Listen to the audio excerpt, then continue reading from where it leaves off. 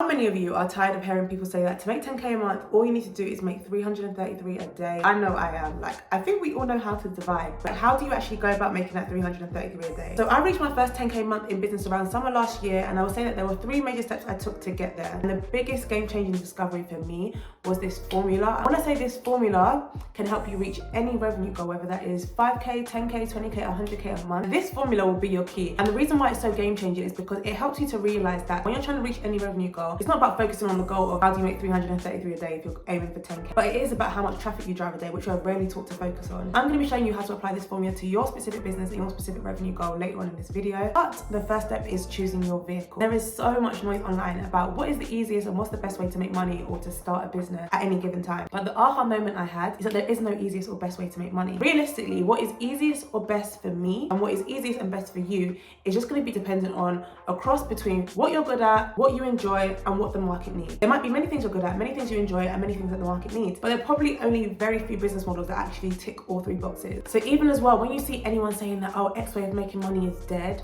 please know that social media has become the news outlets that we've kind of strayed away from. It is driven by sensationalist headlines and titles just to get clicks and views, and I completely understand why. I'm not judging, everyone's trying to eat, but you do have to realize that there's a certain muscle of discernment you have to apply, because think about it. The way I see it, if it's working for someone out there, then it works. How can someone be out there making money for something at the current time? People are saying it's dead. It may be harder than it once was upon a time, but dead is a very definitive thing, as if there's no hope. And I just do not believe that. Let's get really militant about, this is the vehicle I'm choosing, which for me was e-commerce, which I make so many videos on this channel about. That vehicle of making money works for me with my skill set, what I'm good at, what I enjoy. I'm committed to giving it a good try for a good amount of time. And so I had to become really militant about not just what I'm going to listen to, but what I'm not going to listen to. What you'll find is that if you listen to anyone that's made X amount of money, or anyone that is in a particular industry or teaching about a particular niche, everyone's advice is going to be contradicting each other, and you're honestly going to be so confused that if you're already in that habit of not being an executor, you're actually feeling that habit more and more by subconsciously self-sabotaging, by confusing yourself, by binge watching so much content to the extent that everyone's giving you different advice. Absolutely just getting really clear on, this is what I'm committing to. I'm only going to listen to X amount of people on this topic, and then everything else I'm blocking out. And just the topic of binge watching, make money online content in general,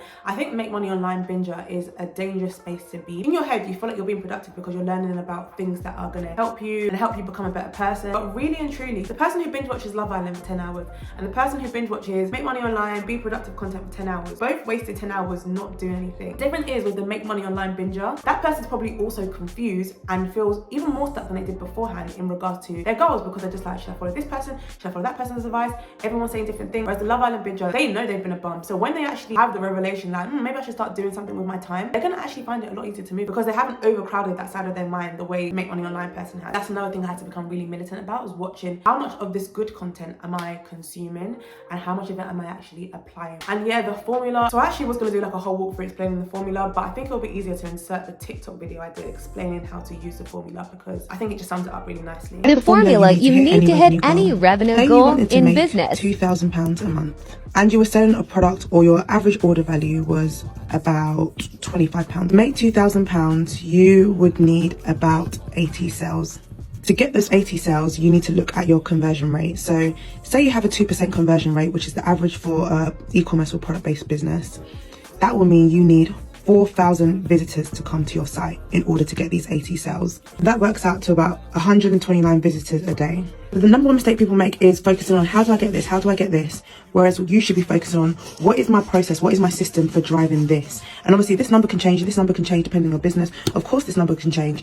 But what you need to focus and hold yourself accountable to is how you're driving this traffic.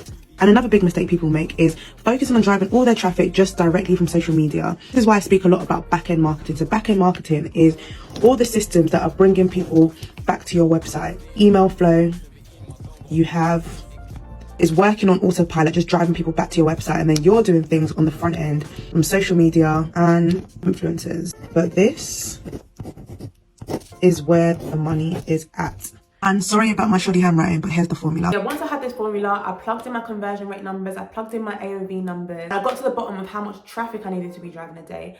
But I didn't just focus on driving that traffic, I actually focused on systemizing that traffic. So a system being a set of repeatable and actionable steps you can take to get a predictable result. And what this traffic system looks like is going to be different for every business offer in terms of what you're actually selling, and also depending on the business owner as well, especially if you're a solopreneur and you're in charge of driving all that traffic. It's going to also be dependent on what you're good at and what you enjoy. Someone who's really really creative and really good at building a community and has a really good story, I see better results, for example, with purely organic posting than someone like me who is like super data driven, and I like numbers, I like dashboards, I like analytics, and that's why I did so well with ads and email marketing. Common theme is coming up here that there is no one size fits all. What is a good traffic system for me and what is a good traffic system for you is going to be so dependent on the market at the time, what you're good at, what you enjoy. It's just kind of about knowing what levers to pull at any given time. Another thing to consider about your traffic system is what your resources are like at the time. So for me, at the time, I had a full-time corporate job. So I didn't have time to be posting so many times on social media, being all up in my stories. I had to focus on the most automated and scalable ways of bringing in traffic, and it just so happened that that's what I was good at anyway. So especially as a solopreneur, you're going to have to be really strategic about the best place to put your resources, and the only 3 resources you can use to grow a business are time, capital, and people. If you're a solopreneur, you really don't have the people because it's just you. So all you really can have is time or capital. Just have a think about what you can use that's at your disposal to generate that traffic. And another really good thing about this formula is that it helps you to realize what KPIs, so key performance indicators,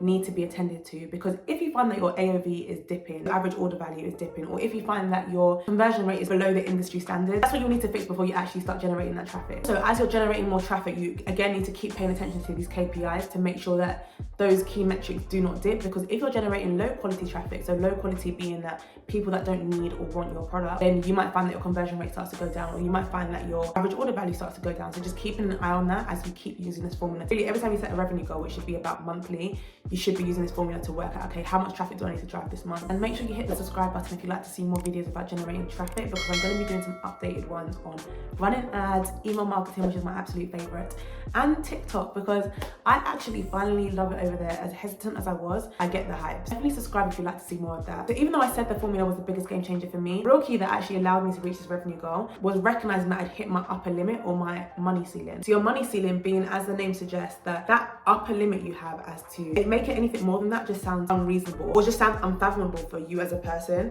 And if you hit that upper limit in your head, think about the amount of money you want to make in a month and just see if any fears come up. Like, do you feel like this can't happen for me? I'm not capable. That's way out of reach. It's way too hard to make money like that. If anything like that is starting to come up, that suggests that that amount of money that you want to make is beyond your money ceiling. Because if you think about the money that you're making now in your head, I guarantee you those fears won't come up because you're already doing it. So maybe even if you think slightly above, like a promotion that you know you're very likely to get, you might be very comfortable with that amount of money because you just have seen it happen so many times. You have a strong enough conviction that it's possible that you don't have any fears. But if you have those fears coming up, you can even sense that on a conscious level. Think about the fact that we already know that 95% of our brain is really operating in the subconscious. So imagine what is going on back there. The thing is, if you don't address that money ceiling, but you're still trying to make that amount of money, you're going to self-sabotage without realizing. And I actually did a video on this, like different ways we self-sabotage our success without realizing, so I'll link that above. For a long time, my money ceiling was actually about 2 to 3 grand a month because I had really been brought up on a very average salary mindset, and at the time I was like early 20s, so to me that was more than enough to live. But even though on paper I was like, oh, I want to make X amount a month, it was just unfathomable for me. As you can imagine, there was definitely a lot of reprogramming I had to do around that, because having your upper limit of 2 to 3k and trying to make 10k is a bit of a gap. So mindset, manifestation, to me is all the same thing, and I know it sounds like fluff, but I cannot stress how important it really is. I have so much to say on this topic, both from a spiritual and a scientific standpoint, so let me know if you'd like me to make any videos on that, or if you have any specific questions around that. So as I mentioned, a big part in terms of systemizing my traffic was creating a solid back-end marketing strategy, because the thing about back-end marketing is it compounds because of the loyalty and the power of word of mouth and having things like loyalty schemes just keeping people coming back into that machine. Whereas focusing purely on acquisition is such a waste of time and money, especially if you're putting money into your acquisition strategy. So this was really the missing piece of the puzzle for me, was solidifying that back-end marketing strategy. And I don't think I've ever had a consulting call where it wasn't one of the missing pieces of the puzzle for a client as well. So I'm going to link a video on the screen for some beginner-friendly ways to get started with email marketing.